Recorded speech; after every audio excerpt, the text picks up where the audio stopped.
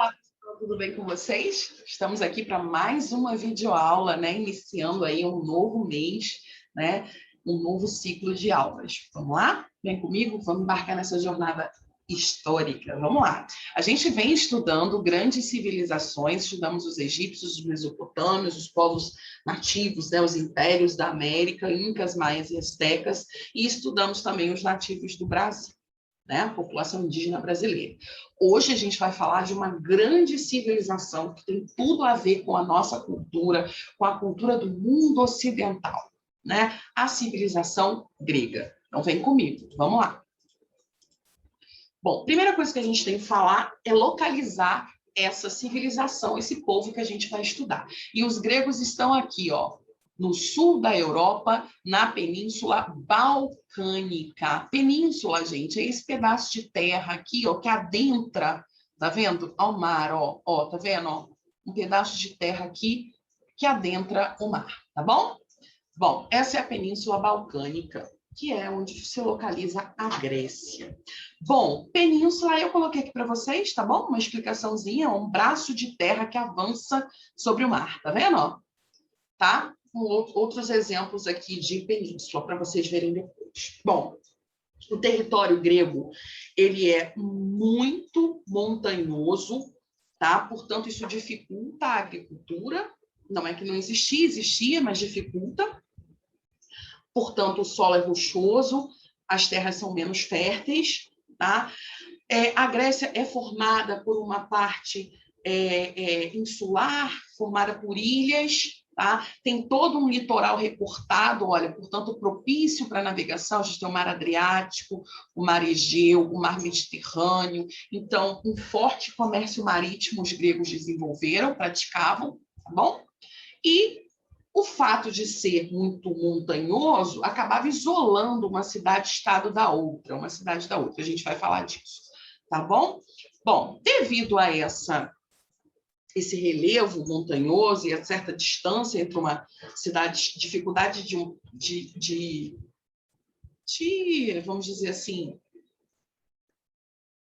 de comunicação até de se chegar a uma cidade-estado ou outra, a gente tem cidades isoladas, cidades-estados, tá? Assim como a gente viu lá na Mesopotâmia, na Grécia Antiga, a gente não vai ter um império grego, um rei grego mandando em geral, nada disso. A gente vai ter um monte de cidades-estados que, inclusive, vão ser rivais entre si, né? Bem parecido com o que a gente estudou, que aconteceu na Mesopotâmia. Tá bom?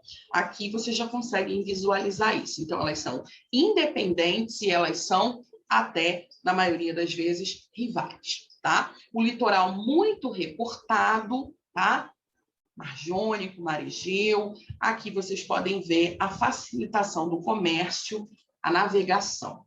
Bom, a civilização grega muito avançada a ponto de possuir uma moeda unificada, intensa atividade cultural, olha, teatro, né? Coisas que estão na nossa vida até hoje, né? Nós temos uma moeda, nós temos teatro na nossa cultura, né? As artes gregas muito famosas, escultura, trabalhos em cerâmicas e o desenvolvimento das ciências, né? Os gregos extremamente assim, berço da ciência, vamos dizer, né? A gente tem o desenvolvimento da filosofia, da matemática e, olha, a história, né? O primeiro historiador grego, Heródoto, né? Primeiro historiador considerado o pai da história, tá bom? Na Grécia Antiga. Bom, aqui vocês podem ver, eu botei rapidamente aqui a divisão do território, né? Grego, depois vocês olhem com calma, a parte continental, a parte peninsular, da península, né? A parte asiática, tá? Aqui onde fica a famosa cidade de Troia, ó, tá? E a Magna Grécia, tá? A Grécia insular, né? Já falei para vocês, a peninsular e a insular, que são as ilhas, tá bom? Bom, vamos lá. Antes da civilização grega, habitou nessa região da Península Balcânica um povo que ficou conhecido como cretenses ou minoicos. Olha aqui, ó, na ilha de Creta, por isso cretenses, há cerca de 3.000 anos antes de Cristo. Ficaram famosos e conhecidos porque praticavam um intenso comércio, inclusive com os egípcios que nós estudamos. Bom, construções grandiosas também e uma escrita que foi considerada uma espécie de grego primitivo, da língua grega primitiva. Tá bom? Bom, os cretenses foram dominados, né, tiveram seu território invadido pelos micênicos, tá? Micênicos e quinosos, tá? Esses povos dominaram e formaram o que a gente ficou, né, para a história como civilização micênica, tá?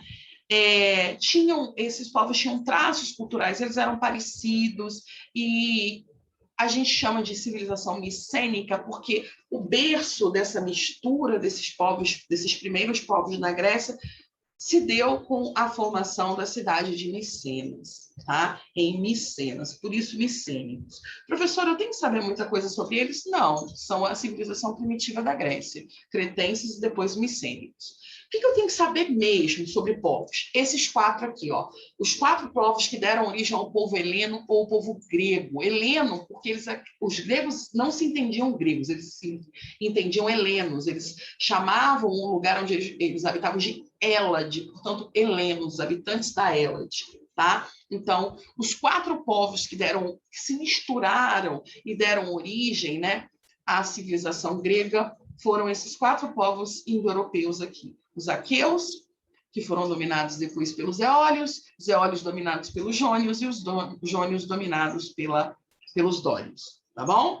Então, a gente tem aí essa mistura dando origem à civilização grega. Aqui eu coloquei para vocês rapidamente a divisão, né? Nós historiadores dividimos a história da Grécia para ficar mais fácil de se compreender, de se estudar, tá? De se organizar. Aqui a gente tem a história da Grécia como período pré-homérico, homérico, arcaico, clássico e helenístico.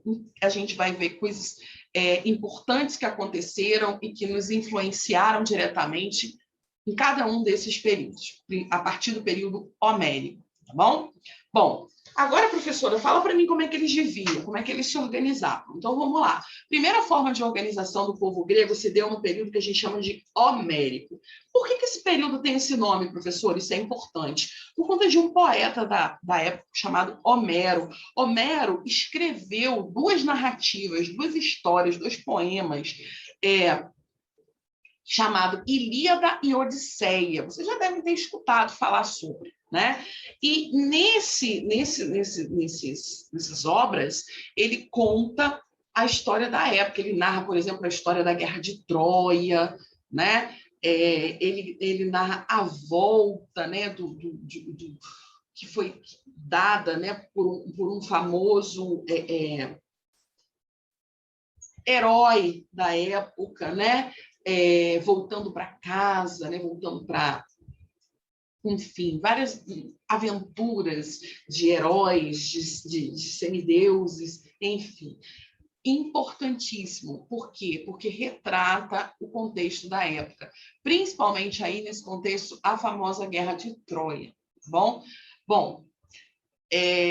o herói que eu falei, né, que tem é Odisseu, né, as viagens de Odisseu, o encontro de Odisseu com vários deuses e semideuses. Então, toda a mitologia grega que é famosa, a gente vê muito forte, muito presente nessas obras de Homero. Então, esse período, como se conhece sobre esse período através das obras de Homero, deu-se o nome de período homérico, tá bom? E como é que o povo se organizava nesse contexto? Grandes unidades familiares com uma origem ancestral comum. Então, eles descendiam e, por isso, viviam juntos. Eles eram da mesma família, pertencentes à mesma família. Então, os genos era, na verdade, uma grande família. Então, haviam vários genos, vários grupos familiares que viviam próximos, tá bom? Bom, aí a segunda forma de organização, né? Aqueles genos foi crescendo, geração de geração para geração, e aí acabou se juntando. E a intensa atividade comercial também acabou dando origem à cidade. Professor, o que é polis? Polis é cidade, a cidade-estado grega, as cidades antigas da Grécia eram chamadas de polis, tá bom? A polis aconteceu no período, formação no período arcaico, então no homérico, genus, no arcaico, polis. Polis, cidades-estados, tá bom? Bom, então surgiram através do crescimento, do grande crescimento da população e do intenso comércio, tá bom? Então tem início aí a formação das cidades. Aqui eu coloquei para vocês as cidades-estados que mais, vamos dizer assim, mais bombavam na época, né? Mais se destacavam e mais atraíam pessoas naquele contexto. Atenas se destacando aí principalmente por conta da democracia, a gente vai ver o berço da democracia, né? Democracia, um sistema que a gente vive, né, de participação do povo na vida política. A gente vai ver que naquela época não era bem povo, não era bem todo mundo, mas é o berço, é onde nasce a ideia, tá bom? E Esparta, famosa pelas estratégias militares, né, pelos seus exércitos, tá bom? Existiam outras, né, cidades-estados, tem aqui Micenas, Delfos, Corinto, Tessália e tantas outras. Mas Atenas e Esparta são as que mais se destacaram. Professora, tinha atividade agrícola? Você falou que o terreno era, o solo não era muito bom, era rochoso, era rochoso, mas isso aqui vocês esqueçam, tá, gente? A gente não está trabalhando com livro, então esquece essas páginas aqui, tá bom? Então, olha só. Havia a agricultura e a criação de animais, a pecuária, tá? Porque a maioria da população grega, ela não vivia nas cidades, ela vivia no campo, tá? O ativo das cidades era o comércio, tá bom? A gente tem uma maioria da população, vamos dizer assim, camponesa, que morava no campo, vivia nas áreas rurais e praticava assim, né? Mesmo com toda a dificuldade, com todo o atraso de ferramentas, mas praticava a agricultura. Tá bom? Atenas aqui, né, uma imagem de Atenas, a cidade que mais atraía, né, por conta da cultura, do teatro, das atividades políticas, como a democracia, que mais atraía pessoas naquela época, tá? Na Grécia, em Atenas, foi onde nasceu o que a gente chama de democracia. Mas antes desse sistema ser implantado, como é que era a vida? Que pessoas viviam lá, professora? Como é que era essa galera aí? Bom, a sociedade ateniense, ela era dividida da seguinte forma. No topo, a gente tem a nobreza, conhecidos como eupátridas. Que troço é esse, professora? Proprietários de terra que tinha poder. Ponto. Tá bom? Aqui, de novo, páginas, não levem em consideração, tá, gente? Então, no topo, essa nobreza que tinha terras, que era grande proprietário de terra e que tinha poder. Depois, professora, depois a gente tem o povo. Povo, professora. Que povo? O povo que pagava imposto, o povo que trabalhava, tá? Comerciantes, pequenos proprietários, artesãos, que muitas vezes acabavam se tornando escravos por dívida da nobreza. Por quê? Porque não tinha como pagar os impostos, então se tornava escravo do nobre para quem devia, tá bom? Vamos dizer assim. Bom, aqui a gente tem os estrangeiros, né? Quem não era filho de pai e mãe ateniense, que vinha de outras cidades-estados gregas, e lá embaixo os prisioneiros de guerra, os escravos prisioneiros de guerra, tá bom? Então, a gente tem a divisão da Grécia, de Atenas, né, antes do período democrático. Bom, para a gente entender como é que chegou, né, essa democracia, todo esse desenvolvimento de Atenas, a gente tem que voltar lá atrás e falar de um grupo chamado Hóplita, que era o nome o qual se dava ao importante soldado grego, aquele que tinha os melhores armamentos.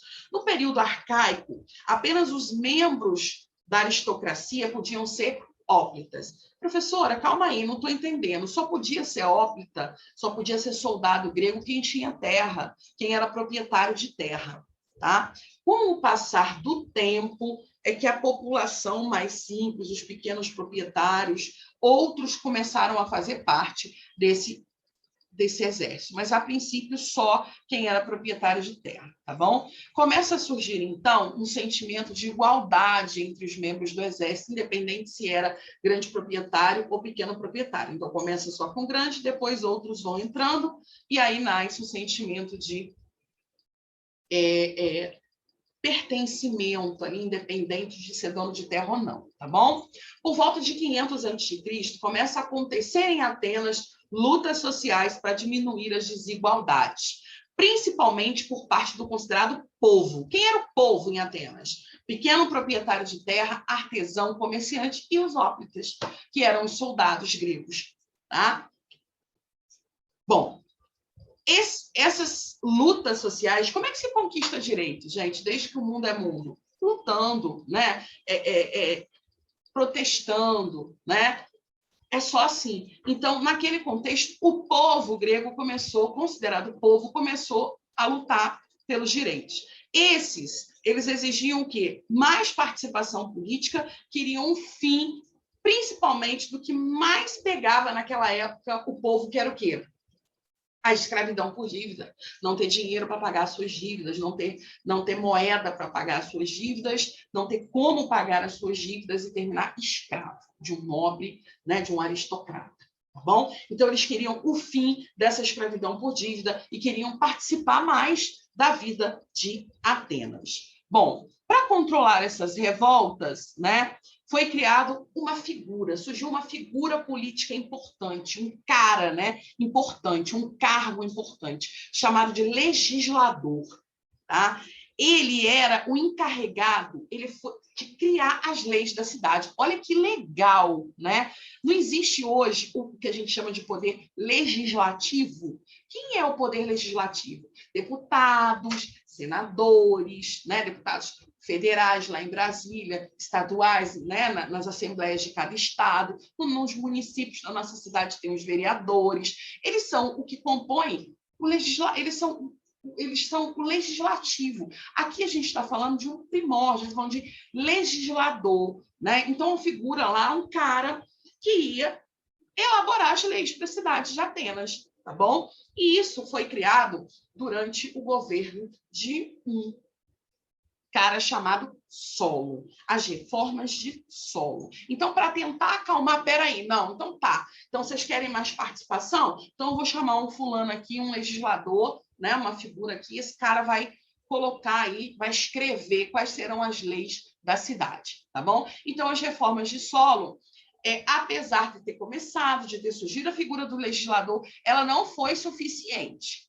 tá bom? Não deu conta de acalmar a galera, de acalmar o povo. Tá? E, por conta disso, surgiram os chamados tiranos, grupo que assumiu o governo à força. Então, olha só, a gente tem um povo lutando, tá? Vamos dizer, um povo, né? Os pequenos proprietários, artesãos, comerciantes, lutando por mais participação, aí criou a figura do legislador, mas não deu certo, ainda não tiveram os seus direitos atendidos. Tá? E aí vão surgir pequenos grupos que vão acabar tomando o poder em Atenas. E aí, dentro desse grupo, vai ter sempre uma pessoa, um cara que vai se destacar, né? Dentre os tiranos, a gente tem alguns famosos, tá? Uns nomes difíceis, vocês não vão precisar ficar decorando nada disso. Eu nem vou falar o nome deles, tá aí, tá bom? Vou falar o mais facinho aqui. Hípias e Hiparco, né? Então, esses caras tomaram o poder à força. Bom, Atenas, eu falei para vocês, o berço da democracia. A cidade de Atenas foi fundada no século X. Na região da Ática, foi fundada pelos jônios, forte no comércio marítimo, tá? Bom, olha aqui, ó. Um dos caras da época, tá, desses tiranos, Clístenes, assumiu o poder em 510. Mas, ao contrário dos outros, ele tinha apoio da população. E esse aqui, ele é o cara. Pensa no cara, é ele, foi ele, tá? O cara que implantou reformas que realmente acalmaram a população, atenderam aquela população, pelo menos, aquele povo, vamos dizer assim, os pequenos proprietários, os artesãos, os comerciantes, tá? Ele implantou a democracia. Ora, professora, democracia vem de demos. Demos é povo em grego. Cracia, professora, é governo em grego, né? Então, democracia, o governo do povo. Olha aí, ó. Entre as medidas implantadas por Clístenes, a gente tem os cidadãos participando das decisões políticas da cidade. tá? Então, a gente tem aí a democracia grega. Ó, mas pera lá, a gente vai ver que a democracia grega não é igual a essa nossa, é um princípio. A gente vai falar disso. Olha aqui, ó. Outra coisa que aconteceu durante o governo de Clístenes, né? Foi a lei do ostracismo, ou seja, qualquer pessoa que representasse perigo para aquele sistema democrático, para a democracia, deveria ser expulsa da cidade por 10 anos. Tá? Como é que eles faziam isso? Votação. Os cidadãos votavam. Essa pessoa tinha que ficar longe da cidade por 10 anos, ainda perdia todos os seus direitos políticos e todos os seus bens pessoais. Tá? Então, ó, medo, né, dessa lei do ostracismo. Tá bom? Então, não podia se rebelar contra aquela ordem democrática estabelecida. Tá bom? A organização política na Grécia. Tá, gente? Eu sei que a gente falou de Atenas, agora a gente vai falar no geral. Olha aqui, ó. Democracia, Atenas. Quando fala democracia, pensa logo em Atenas. Mas em outras cidades e estados da Grécia, a gente tinha monarquia, a gente tinha cidade-estado que tinha um meio. A gente tinha cidade-estado que era a aristocracia. Que troço é esse, professora? Aristo, um pequeno grupo. Autocracia, um grupo que tem terra. Então, é um grupo de proprietários de terra mandando no poder. E tirania? Tirania é um que manda e desmanda sozinho, do jeito que bem entende. Tá bom? Então, tinham várias situações assim diferentes em cada cidade-estado. Elas eram independentes, cada uma tinha uma organização política de como queria. Voltando a falar da democracia, focando em Atenas. Ó, democracia. Professora, o que é democracia? De uma forma geral, um sistema político que garante aos cidadãos o direito de escolher seus governantes e as políticas a serem seguidas. Tá? Vamos lá. Atenas, a polis grega da democracia, vocês já sabem, tá? Esparta, como é que era em Esparta, professora? Em Esparta, tá? A polis, ela era governada como oligarquia. Professora, que troço é esse? Oligarquia é um grupo que detém o poder, que governa, tá? Bom, coisas importantes que aconteceram na Grécia. A gente vai ter guerra entre Atenas e Esparta, a gente vai ter guerra entre várias cidades e estados, a gente vai ter conflito entre Atenas, entre Esparta e outros povos, tá bom? Então, a gente vai ter uma grande mistura desses conflitos que vão influenciar diretamente na cultura grega, tá bom? Antes da gente seguir, eu não sei se eu acho que não vai ter aqui, eu quero falar para vocês uma coisa importante da democracia na Grécia. Ó, vou deixar aqui. Presta atenção. Na Grécia, só podia votar, participar, era considerado cidadão, homens. Ué, professora, e as mulheres? Não. Mulheres não, escravos não. Tá? Mulheres não, escravos não. Então, olha só. Mulheres e escravos não. Homens livres, filhos de pai e mãe ateniense. Estrangeiros, não. Tá? Então, excluía-se muita gente. Tá? Não era uma democracia aberta, né? Universal. Não. Homens, filhos de pai e mãe ateniense, ou seja, ateniense puro, vamos dizer assim, né? E livres. Mulheres não, estrangeiros não, escravos não. Tá bom? Isso é muito importante, tá? Só esses homens podiam participar da vida política, dessas decisões que eram tomadas, muitas vezes aconteciam em praças públicas, tá bom? Sob a liderança desse legislador, tá bom? E muito importante isso. Por que é muito importante, professora? Porque hoje, a democracia que nós vivemos, né? Que o Brasil vive, que os Estados Unidos vivem, que tantos países do mundo vivem, embora nem todos, né? É uma democracia, vamos pensar na nossa, no Brasil. No Brasil, quem pode participar da vida política? Todo mundo maior de 16 anos entre 16 e 18 anos, não é obrigatório, mas pode ter documento, ter título e participar, votando, escolhendo os seus representantes, tá? Acima de 18 anos, de 18 a 70 anos é obrigatório. Acima dos 70 anos, os idosos acima de 70 anos não são obrigados, mas eles podem participar da vida política, bom?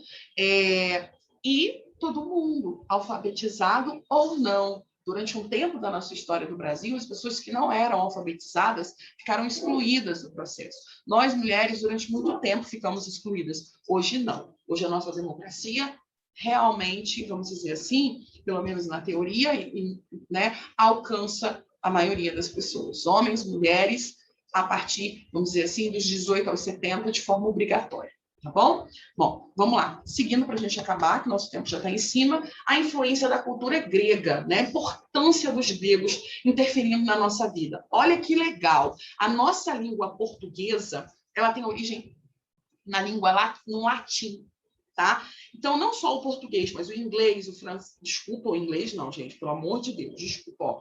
O português, o italiano, o francês e o espanhol. Essas são línguas de origem latina. Português, italiano, francês e espanhol, tá bom? O nosso português, a nossa língua portuguesa. Só vocês observarem esse alfabeto aqui, vocês já vão ver, né? Tudo a ver com as nossas letras, tá? Com o nosso alfabeto. Então, a base aí do idioma português. E super famosos os gregos antigos por conta do teatro, dos gêneros, da criação dos gêneros literários, né? A poesia, a tragédia, a comédia, a fábula, né? Então, muito importante. A literatura grega tem tudo a ver, impactou diretamente na literatura do mundo, para o mundo, né? A influência grega, os gregos, assim como os egípcios, como os mesopotâmios, eles eram politeístas, acreditavam em vários deuses.